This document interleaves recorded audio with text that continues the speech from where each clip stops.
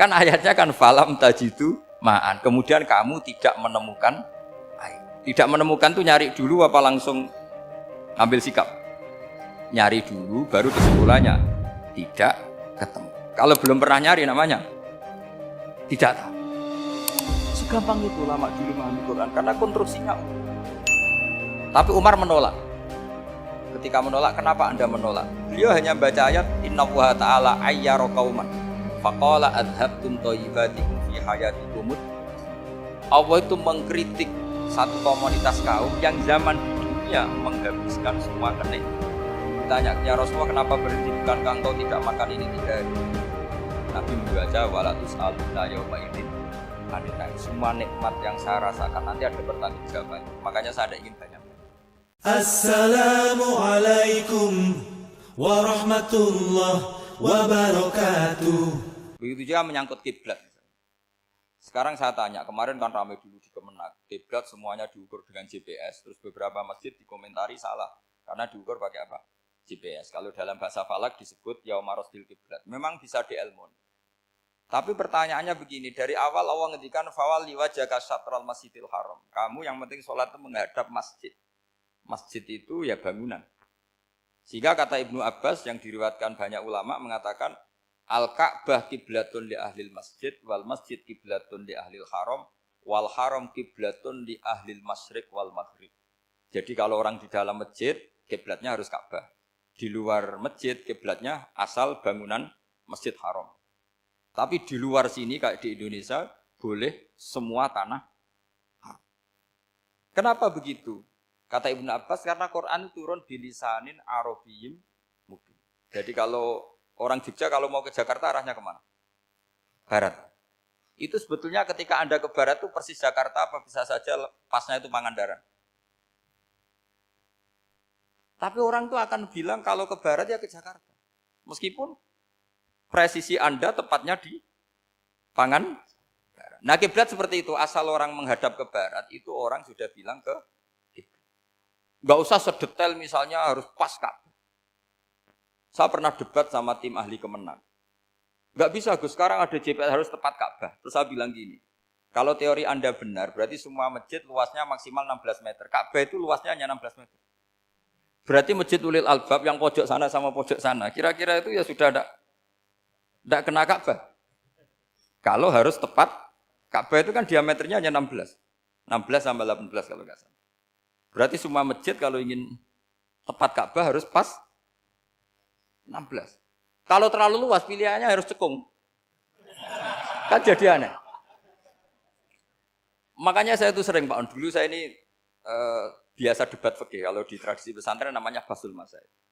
Saya punya teman yang paling kurang ajar, yang paling saya kenang dalam sepanjang sejarah.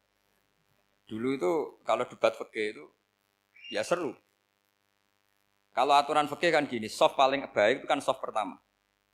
Baru kedua, baru ketiga. Yang paling keren kan soft awal, soft. Terus teman saya bilang gini Pak, ya kalau gitu gini aja Gus, desain masjid itu memanjang utara selatan. Biar semuanya soft awal. Gara-gara didesain begini kan ada soft 2, soft 3. Apa susahnya? Kita bikin mulai awal supaya masjid itu memanjang utara apa?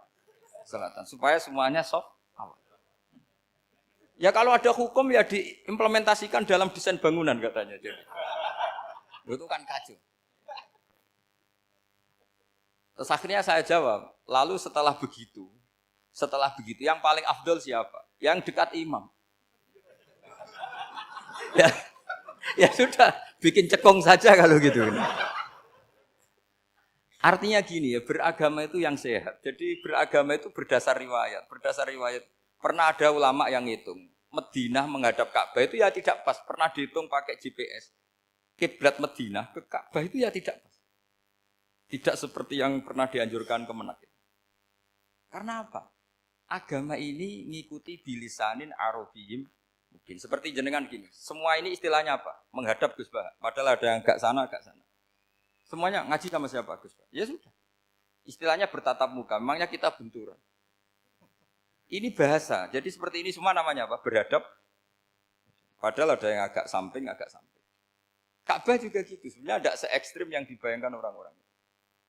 Cuma kalau bisa tepat, ya kita harus tepat. Tapi tetap saja tidak perlu 16 apa? Meter. Nah, fa'aina ma tuwallu fathamma wajhuhu itu artinya menghadap. Menghadap itu menghadap arah. Makanya Allah tidak dawuh fawalli wajhaka nahwal Ka'bah tapi fawalli wajhaka syatrul Masjidil Haram. Jadi ini penting saya utarakan supaya kita familiar dengan istilah-istilah Quran. Istilah Quran itu gampang sebenarnya. Kalau kita kaji itu gampang. Problem kita tidak pernah mengkaji. Jadi semuanya asing. Kalau kita mengkaji itu gampang sekali. Saya punya sekian cerita betapa pentingnya mengkaji Quran. Harun ar-Rasyid itu dinasti Bani Abbasiyah. Itu pinter sekali. Ada seorang ustadz yang agak ekstrim. Itu datang ke Harun ar-Rasyid. Ya Amirul Mukminin, inni nasihun laka famusaddidun alaika. Fala tajidanna alayya fi nafsika syai'an. Saya mau nasihati kamu tapi saya mohon jangan masukkan hati. Karena nasihat ini penting. Tapi saya akan keras, vulgar. Akan keras, kritik saya akan keras. Karena Anda sebagai Amirul Mukminin tidak becus. Apa kata Amirul Mukminin Harun ar-Rasyid? Uskut ya Ustadz. Sebagai riwayat uskut ya jahil. Kamu itu Ustadz bodoh, tidak usah banyak omong. Terus ditanya, kenapa saya bodoh? Terus dibacakan ayat faqula lahu qaulal layyina la'allahu yatadzakkaru aw yakhsha. Inna Allaha ta'ala qad arsala man huwa khairun minka ila man huwa syarrun minni. Wa ma'a dzalika qala ta'ala faqula lahu qaulal layyina. Allah pernah menugaskan seorang yang lebih baik ketimbang kamu, yaitu Musa dan Harun. Musa dan Harun adalah seorang nabi. Kepada orang yang lebih buruk ketimbang saya, yaitu Fir'aun. Itu saja etikanya faqula lahu qaulal layinan. Kamu kalau ngomong yang halus, yang baik, yang berperadaban, kok kamu sama saya mau kasar? Akhirnya ustadznya ternyata pinter kamu. Yes, pinter aku. Jadi semudah itu. Allah itu menugaskan orang yang lebih baik ketimbang kamu, yaitu Nabi Musa. Kepada orang yang lebih buruk ketimbang saya, yaitu Fir'aun. Itu saja ada etikanya. Kok kamu sama saya mau tambah etika? Mau main kasar hanya karena kamu merasa nasihat Anda benar. Jadi gampang sekali memahami Quran. Tapi lagi-lagi memang bagi ahlinya. Tapi ini saya bantu supaya sampean jadi ahli apa? Quran. Meskipun ngajinya sebulan sekali. Sudah sebulan sekali tidak punya kitabnya. Sudah. Jadi ulama dulu kalau belajar Quran itu gampang sekali. Saya berkali-kali cerita. Yang kitab saya baca di rektorat itu namanya Syajaratul Ma'arif. Itu kalau cerita bikin judul itu enak sekali. Babuna fil ibad bikullil bilad. Bab seseorang di mana saja hidupnya harus bermanfaat. Terus dalilnya itu hanya mengutip makalahnya Nabi Isa wa ja'alani mubarakan ainama kuntu. Ciri utama seorang nabi apa? Saya di mana-mana adanya berkahi orang lain. Jadi berkah bagi orang lain. Maksudnya tidak jadi problem bagi orang lain. Artinya kamu hidup entah di Jogja seperti Pak Ono orang Jember, saya orang Rembang. Hidup di Jogja manfaat, di Jember ya manfaat, di mana-mana manfaat. Saya pernah di Korea seminggu ya manfaat.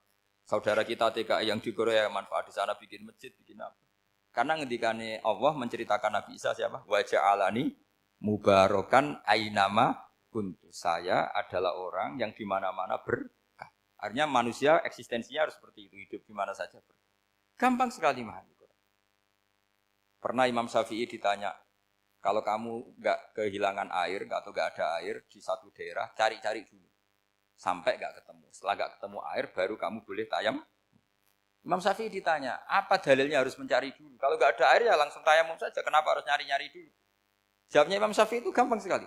Qala ta'ala falam tajidu ma'an. Kemudian kamu tidak menemukan air. Di mana-mana tidak menemukan setelah mencari. Kalau belum mencari namanya tidak tahu.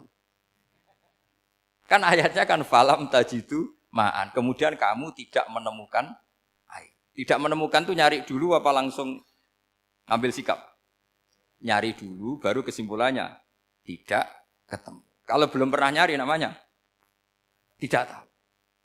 Segampang itu ulama dulu memahami Quran karena konstruksinya utuh.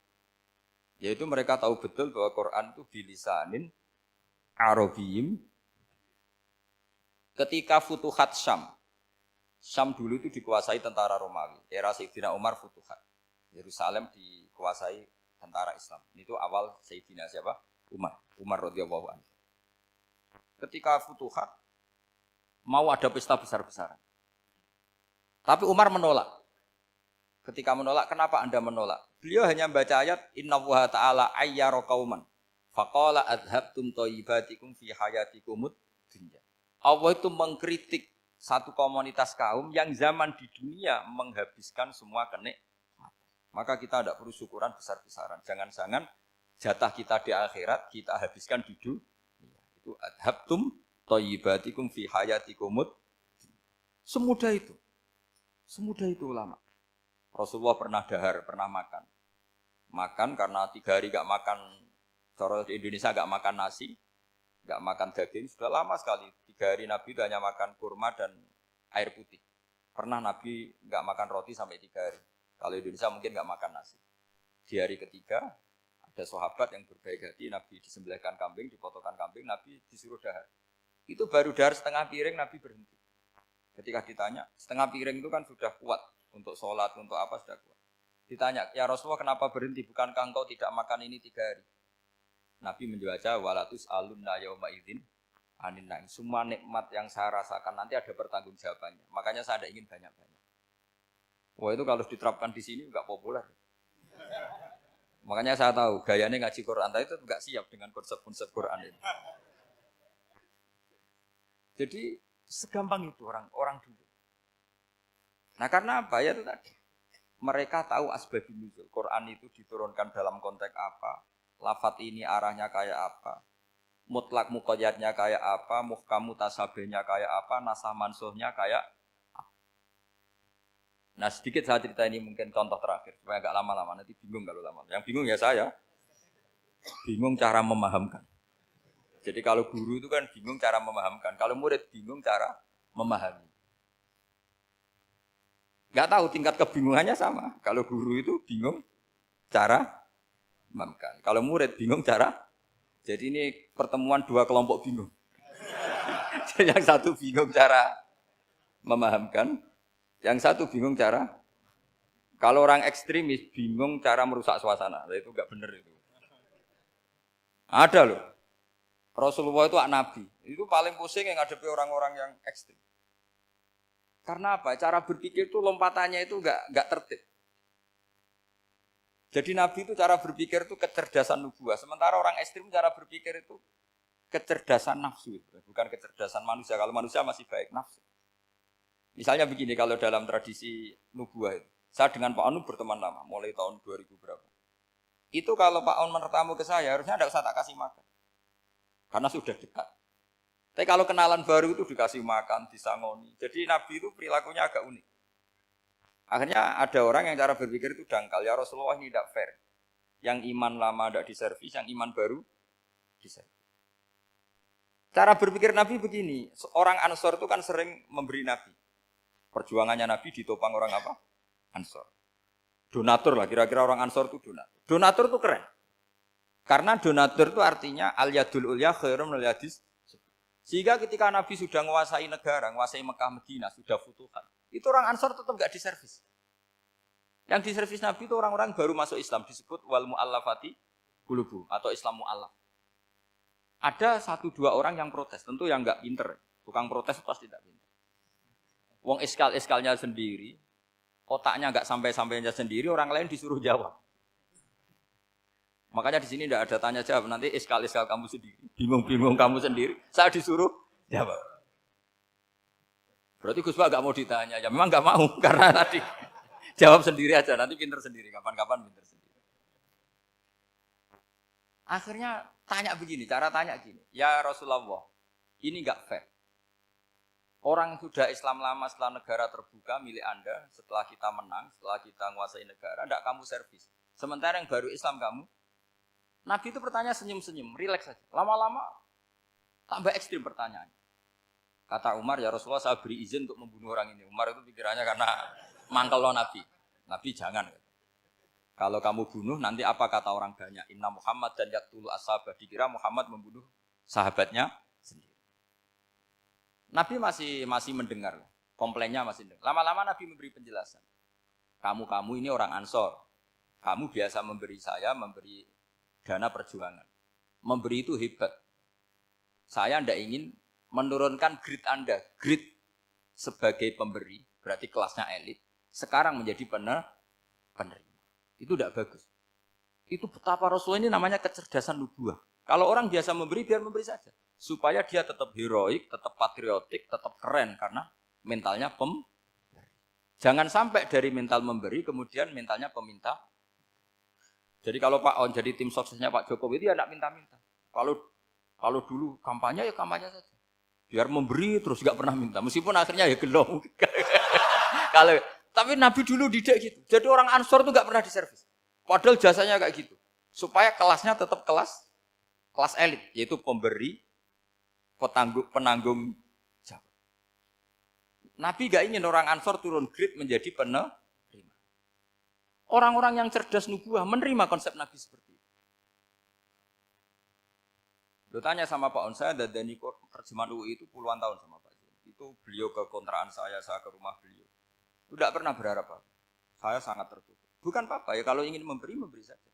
Kontribusi saya pada Al-Quran. Saya tidak kepikiran mendapat. Supaya heroik. Tapi orang-orang yang cerdas amatir tadi, ini gak fair. Wong yang memberi lama kok dapat servis sedikit. Nah, sekarang itu problem zaman akhir sudah mulai seperti itu. Nah, orang ini namanya Dzul Khuwaisirah. Ini yang nanti punya anak turun Khawarij. Khawarij itu orang yang ibadahnya hebat, tapi cara berpikir tentang nubuah salah. Orang lagi Khawarij itu orang ibadahnya hebat, tapi cara berpikir nubuah salah. Nubuah itu unik. Nubuah itu cara berpikir tadi. Apa ya? Melihat sesuatu yang benar biar benar terus. Yaitu tadi, mental memberi itu ya biar memberi terus, tidak usah di-share.